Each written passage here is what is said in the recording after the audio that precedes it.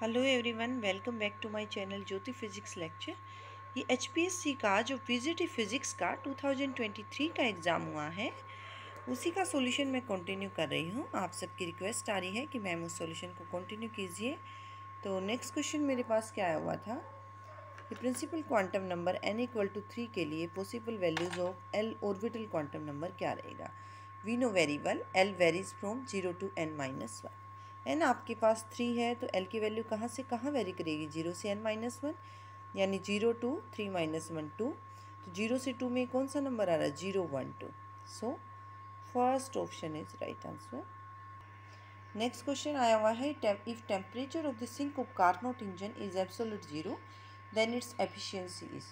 देखिए कार्नोट के सिंक का टेम्परेचर अगर 0 है तो इसकी एफिशिएंसी क्या होगी, एब्सोल्यूट 0 यानी 0 केल्विन। ईटा क्या होता है, 1 - T2/T1 × 100। तो T2 आपके पास 0 केल्विन है तो 1 - 0/T1 × 100 केल्विन में है। ये ऑलरेडी डिग्री सेल्सियस में होता तो 273 आ जाना था। तो T1/T1 × 100 दैट इज़ 100%, यानी जो सिंक का टेम्परेचर है अगर वो 0 डिग्री है तो एफिशिएंसी क्या आएगी, 100%। नेक्स्ट क्वेश्चन आया हुआ था, हाइड्रोजन एटम है उसमें पूछा गया है अगर मेरे पास ट्रांजिशन n = 1 में आ रही है, n = 1 कौन सा गिवन है, लोएस्ट एनर्जी ऑर्बिट, तो कौन सी जो है ये सीरीज़ रहेगी। देखिए n = 1 में अगर सारी ट्रांजिशन हो रही है, n = 2 से n = 3 से n = 4 से, दैट इज़ लाइमैन सीरीज़। और आपको फॉर्मूला पता होगा इसके वेव नंबर का, RH Rydberg constant 1/1² - 1/n², where n is greater than 1। In case हमारे पास यहाँ पर 2 होता, 2 में आ रही होती सारी transition, that would be Balmer series. इसी तरह से 3 में आ रही होती तो पाश्चन, नेक्स्ट आ जाती ब्रैकेट पीफंड। तो इसका आंसर क्या हो गया हमारे पास, that is Lyman series. Next question देखते हैं, the forbidden band of a solid lies between the conduction band above the valence band between the conduction and valence band can not be located। देखिए ये valence band है, ये conduction band है, तो forbidden band क्या होता है, दोनों के बीच में लाई करता है। अगर हम जो है ये हमारे पास जो बात हो रही है प्योर सेमीकंडक्टर की हो रही है, इनकेस हम डोपिंग कर देते हैं लाइक एन टाइप की डोपिंग की तो वो शिफ्ट हो जाता है कंडक्शन बैंड के क्लोज, पी टाइप की करेंगे तो वो वैलेंस बैंड के क्लोज शिफ्ट हो जाता है। तो इस तरह इसमें कंसेप्ट है, तो आंसर कौन सा हो गया, बिटवीन दी कंडक्शन बैंड और वैलेंस बैंड। नेक्स्ट क्वेश्चन था, ग्लून्स और the particles that carry. Gluons पूछा था, these are like photons but these carry charge, photons पर चार्ज नहीं होता। तो ग्लून्स और the particles that carry electromagnetic force, this one is correct answer. Next question पूछा था हमारे से, match the following. Match the following, energy of thermal neutron, energy of X-rays, energy photo electric threshold, binding energy.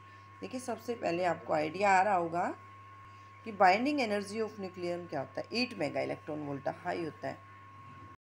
तो इसमें option ही 4 का 4 से match जो कर रहा है, थर्ड ऑप्शन बी ऑप्शन है, यहीं से आइडिया हो गया, किसी एक ऑप्शन से भी आइडिया हो रहा था, ऐसा नहीं था।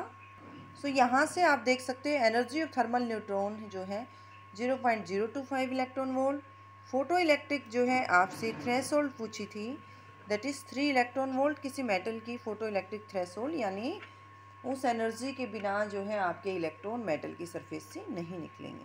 तो इसमें आपके पास B option is correct answer. Next question देखते हैं।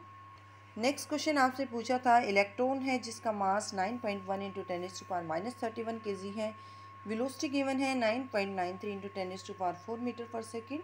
आपको इसके डी ब्रोगली वेवलेंथ बतानी है। देखिए डी ब्रोगली वेवलेंथ का सीधा सीधा फॉर्मूला होता है, ये कहाँ से आती है, जब कोई पार्टिकल मोशन में है तो उसके साथ कोई ना कोई वेव एसोसिएटेड होती है और उस वेव की जो वेवलेंथ होती है that is known as de Broglie wavelength. क्या फॉर्मूला होता है, लैम्डा = h/mv। h की वैल्यू होती है 6.6 × 10⁻34, मास की वैल्यू है 9.1 × 10⁻31, वेलोसिटी है 9.93 × 10⁴। जब मैंने इसको सोल्व किया है तो ये मेरा आंसर आ रहा है 0.073 × 10⁻7, और इसको आप लिख सकते हो 73 एंगस्ट्रॉम। अब क्वेश्चन क्या राइज हो रहा है, ये मास मैंने केजी में यूज़ किया है, लेकिन जब मैं इसको सोल्व करूँगी तो इसको ग्राम में यूज़ करना चाहिए था, यानी 10⁻3। तो इसमें से इसके अकॉर्डिंग कोई भी ऑप्शन जो है करेक्ट नहीं है। तो ये इसका आंसर है। बाकी मैंने आंसर मैच करने के लिए, आपको दिखाने के लिए प्रॉब्लम को कि इसको केजी से किया, बाकी इसको सोल्व किससे करते हैं, ग्राम से। हमेशा हायर यूनिट को किस में कन्वर्ट करेंगे, स्मॉलर यूनिट में। तो यहाँ से इसका आंसर ये आना चाहिए।